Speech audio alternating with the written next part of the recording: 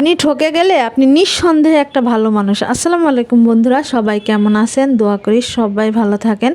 চলেন অসাধারণ চিংড়ি মাছ ভুনা, ঝালঝাল ভুনা দেখে আসি আর অনেক গল্প শুনে আসি, গল্প করে আসি। চলেন দেখেন, আমি বলতেছি যেটা হইতেছে যে আপনি যদি ঠকে যেয়ে থাকেন তাহলে হচ্ছে আপনি নিঃসন্দেহে একটা ভালো মানুষ।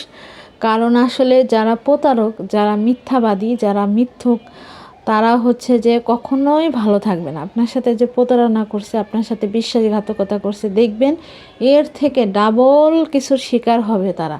তখন না বলতে পারবে, না সহ্য করতে পারবে, না আপনার কাছে আবার ফিরে আসতে পারবে। এরকম আর কি। যারা হচ্ছে যে ঠকে যায় তারা নিঃসন্দেহে ভালো মানুষ, আর যারা ঠকায় তারা যে কি মানুষ সেটা তো তারা নিজেও জানে, মানুষেও জানে, আল্লাহও জানে খুব ভালো করে যে আসলে তারা কেমন মানুষ। আসলে যারা ঠকায় তারা কিন্তু পদে পদে ঠকে, তারা তো বুঝে না। আর এখন দেখবেন কি যে ভালো মানুষের কদর মানুষ করতে পারে না। যারা হচ্ছে যে দেখবেন যে মিথ্যাবাদী, দুই নাম্বারি, বা হচ্ছে যে একটা মানুষ অনেক মানুষের সাথে সম্পর্ক রাখে, অনেক মানুষের সাথে করে, এরা হচ্ছে যে মনে করেন যে এদের কাছে হচ্ছে এরা প্রিয়, কারণ এদেরই দলের লোকেরা। আর হচ্ছে আপনি যদি মানে একজনের প্রতি আসক্ত থাকেন, একজনকে ভালোবাসেন, তাহলে দেখবেন যে আপনি ঠকে গেছেন দিন শেষে। তবে এই ঠকার মধ্যে কিন্তু আপনার শান্তি আছে, কারণ আপনি ঠকে গেছেন, কাউকে ঠকান নেই। কেউ আপনার বিশ্বাসের অমর্যাদা করছে, আপনি কারো বিশ্বাসের অমর্যাদা করেন নাই। তাই আমি বারে বারেই বলতে চাই, আপনি যদি ঠকে যেয়ে থাকেন তাহলে নিঃসন্দেহে আপনি একটা ভালো মানুষ, আর আপনার জীবনে অনেক অনেক ভালো কিছু অপেক্ষা করতেছে। আল্লাহ তাআলা তো সব দেখছে, কে কী কার সাথে কি করছে। যাই হোক, এখন হচ্ছে যে এই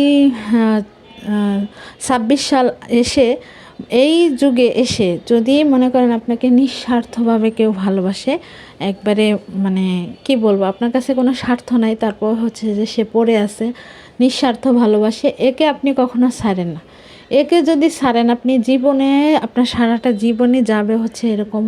আপনি ঠকাইছেন কি, তার থেকে আরও বেশি ঠকবেন। আপনি কি কষ্ট দিয়েছেন, তার থেকে আরও বেশি কষ্ট পাবেন।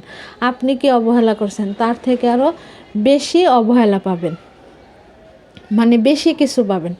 আর আসলে এই যুগে এসে আমরা সবাই সবাইকে বিশ্বাস করব, কিন্তু সবটা দিয়ে বিশ্বাস করব না।